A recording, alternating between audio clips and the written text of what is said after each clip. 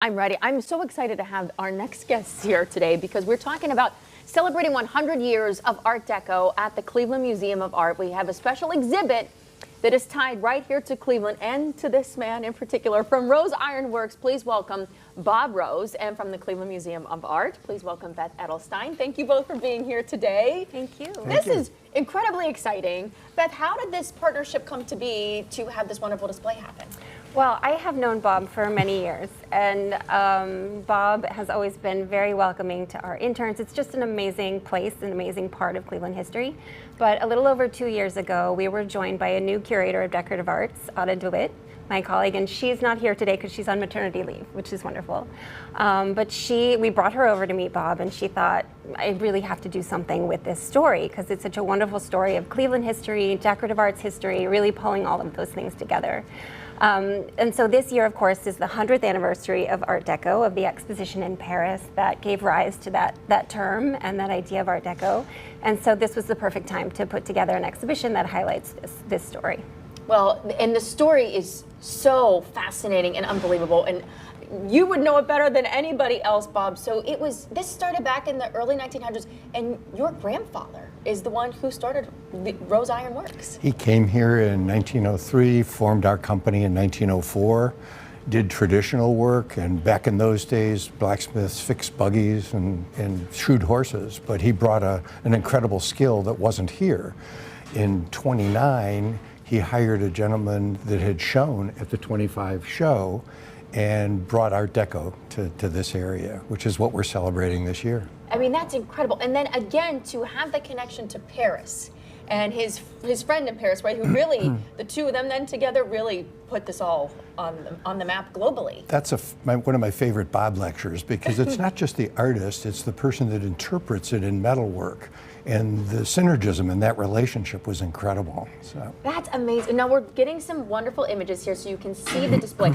How long is this display going to be available to the public? Until October 19th. It closes October 19th.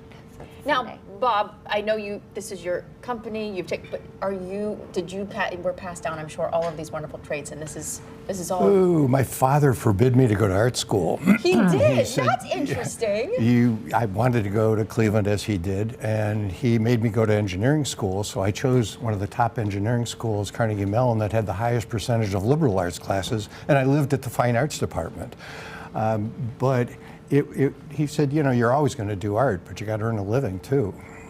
It's amazing. So you do art as well, but you've also had another whole career path on top of this. It's a little bit of left brain, right brain problem. Yes. Now we just saw, was that a workshop or was that more of I quickly looked and I saw what looked like maybe a possible workshop, but maybe it was part of it could have been I missed it, I apologize. But it was so neat, the images that we're seeing there. And these pieces, some are small, some are large. I mean, really, what all are people going to experience when they go into the museum and see this exhibit? Well, the focus of the show is really the Muse with Violin screen that's in the Cleveland collection now. And that was one of the sort of masterpieces that came out of this collaboration between Martin Rose and his friend Paul Feher. But there are other great things in the exhibition as well. There's a screen from the Halle Brothers department store with a little piece of Cleveland history. Oh, interesting. There's some objects that show Martin's training in Europe, his training in decorative arts and the history of decorative arts. And then there's my favorite piece, which is the frieze that shows the history of metalworking that Martin Rose made with his team during the Depression. And you can tell a little bit more about how that came to be. He had a repoussé craftsman. That's the skill of converting very thin sheet metal into decorative work. Didn't want to lay him off. So he had the head designer, Paul Feher, design the history of metalworking from caveman to 1920. And it's depicted in the figures that surround this show. They're from the beams in the ceiling in our blacksmith shop. This is the first time it's ever been out of our blacksmith shop in entirety. And that was something that I had to, I'm the conservator one of the conservators for the Cleveland Museum of Art. And so that was something that I had to work on because it's been up above this workshop for decades. And of course, just it needed a little dirty. Needed a little cleaning and a little so that was a great project to prepare that for the exhibition. It's always been, I remember that from the first time I walked into the shop. So that was a fun one to work on. Again, it is here now through 19th of October. Admission is free. We are so blessed to have the beautiful gem of the Cleveland Museum of Art here and to have the local connections to beautiful exhibits to be able to take part in. It's just something that is truly special. You can always go to clevelandart.org to learn more about what they do there. But thank you both for coming in. And what a beautiful family history and lineage you have. Thank you. That's amazing. Thank you both. Am I Thank allowed you. to mention Yes. the new screen that's there? Sure. Which is a continuation of the other one. Absolutely. So I hope people enjoy that as well, because it's a fresh look. I love that. See, thank you so much for sharing Thanks so that. much. Thank you both for being here this morning. Thank